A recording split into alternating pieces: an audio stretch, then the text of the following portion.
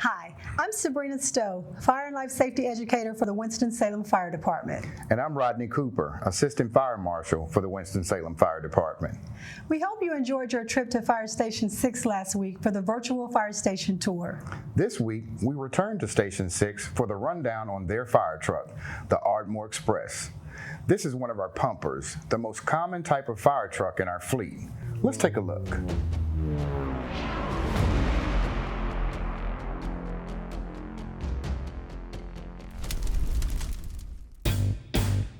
All right, my name is Austin Spall. I'm the engineer for Engine Company 6. This is a 2020 Suffin. It's the newest truck in the city of Winston-Salem right now. It has a 650 gallons of water. It can produce 1,500 gallons per minute on the fire scene. Right now it holds 3 firefighters every day. That's what we carry here at Engine 6. We do have 4, but we ride a minimum of 3. The engine has over 1,000 foot of 5-inch supply line in it. The supply line is the hose that hooks from the intake of the truck to the fire hydrant. That's what gets the water from the hydrant to the truck. We have different sizes of attack line, over 1,000 foot. An attack line is what we stretch from the apparatus to the front door and fight the fire with. We also have a 100 foot of booster reel, and a booster reel is almost like a giant garden hose. We use it for small trash fires, dumpster fires, and stuff of that nature. So this is the driver area. This is where I sit when I drive. It's just like a normal truck, just on a bigger scale. We have all the controls up there for the lights up top, and the captain has controls on the other side too, which I'll show you in a minute. But it's just like driving a big car. We have windshield wipers, gas pedal, brake pedal. No keys anywhere. It's a push button start, believe it or not. But for the most part, it's actually a really good driving truck. So this is our company logo on the engine window right here. Some people don't know because the season's not going on right now, but so this right here is the new Winston-Salem Dash logo in black and white. And they let us edit it and add the 6 to it. So that's our company logo for Station 6 since the Dash is in our home territory. Our previous truck had the old logo with the little modifications on it too. So this is the rear of the engine or the apparatus. It's where we all sit on the way to calls. Our air packs are built into the seats. So we do have our seat belts on when we're responding to calls, but as soon as we get there, you can unclick the seat belt, throw our arms through the air packs, and release with this yellow handle, and we're off the truck, fully geared, ready to go and handle whatever call we receive. We have Bluetooth headsets. These are new on all the new trucks. They have no cords. They're Bluetooth connected, so we can get in around 100 feet around the truck and still be able to talk to each other, backing around obstacles and on calls and certain situations like that. The inside of the cab holds flashlights, all our radios, radio chargers, batteries, voice amps, and we'll show voice amps here in a minute when we put on our gear. So this is the pump panel for our engine.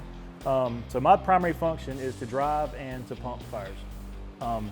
And this is the pump panel. So each one of these levers are color coordinated and they coincide with a hose. For example, our front cross lay is going to be right here. Both of them are orange. So if we deploy this line, I pull this lever, that's going to charge that line with water. And so on, you got your middle cross lay and your brown cross lay, and each coordinates with a certain discharge or a hose line on the truck.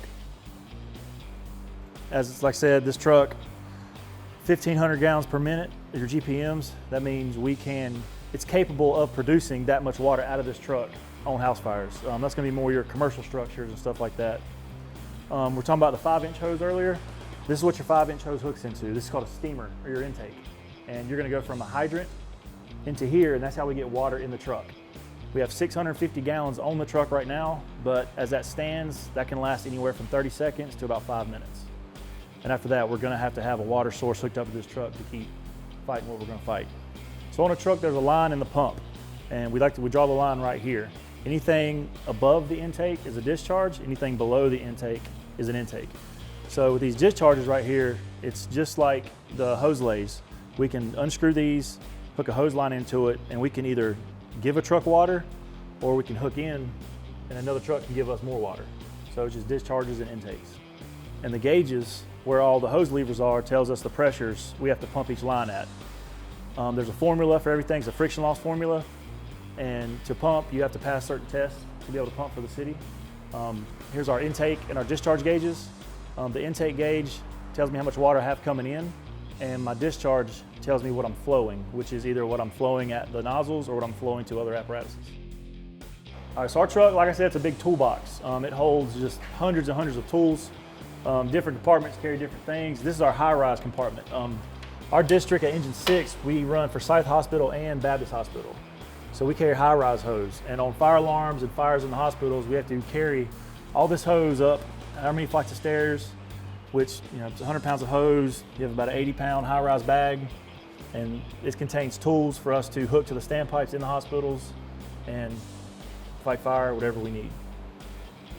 But Engine 6, Engine 1, Engine 3, and Engine 2, and Engine 10 are ones that always go to the high-rise in the city of Winston. All right, so this is our tool compartment for the firefighter.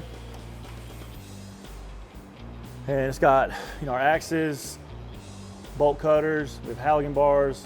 We have a lot of prying and a lot of striking tools is what we use for prying open doors, striking doors open, windows, different things.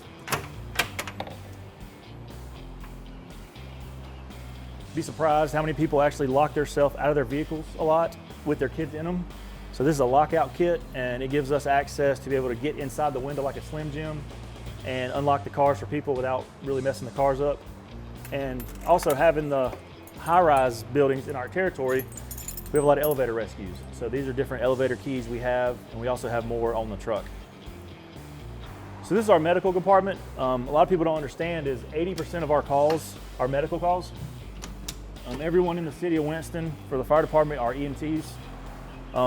We have a jump bag, a medical bag with drugs we carry, Curlex. We have 2 trauma kits on each side with Curlex, tourniquets. We have an AED. A lot of people don't understand that. We have an AED for our CPR calls. Suction units. We have a backboard, braces. If it weren't for medical calls, for the most part, we wouldn't have a job. But anything from, just not feeling good that day to cardiac arrest. We pretty much are a catch-all. When people don't know what to do, they call us. Fixing toilets, cats out of drains, ducks out of drains, house fires, wrecks, just everything. This is our catch-all.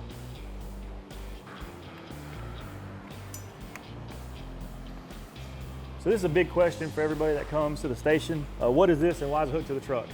This is a Plymouth vent, and what it does is it takes the carcinogens from the exhaust of the truck and it releases it through the top of the building through a fan, and it pretty much keeps us from breathing the exhaust from the apparatus, and every station has them.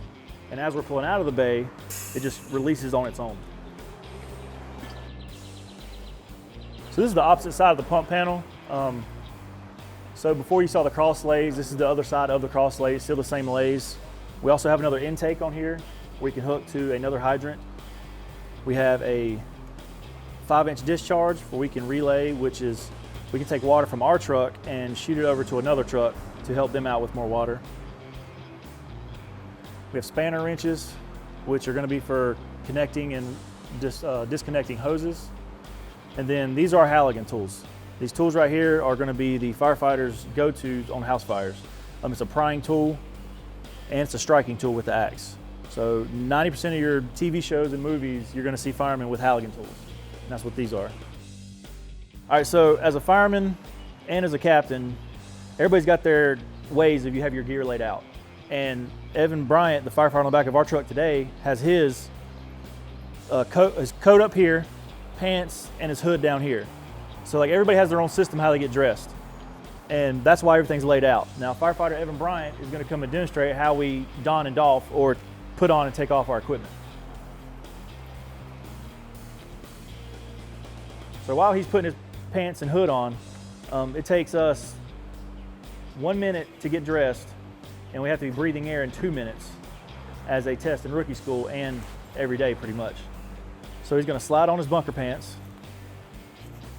If you notice, he put his hood on first with his pants, and that hood's got a protective flap that's going to keep us from getting burned. So radio, he's going to throw his coat on. And all of our gear has 3 layers, and those layers are designed to keep us safe. Have vapor layer, heat layer.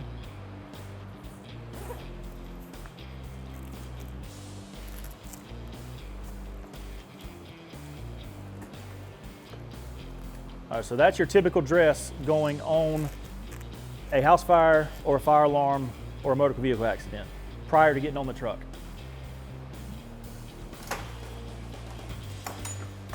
So this is our air pack. This is our SCBA.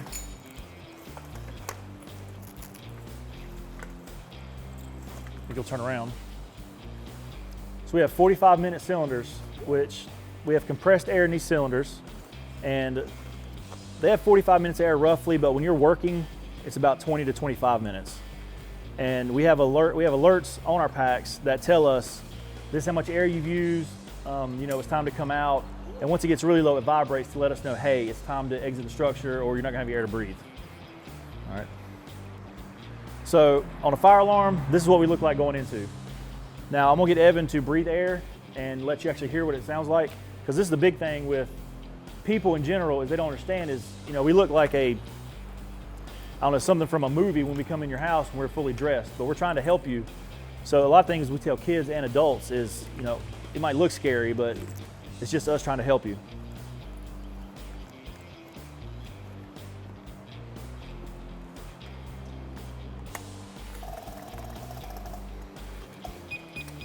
And that beeping is knowing that the pack's functioning properly.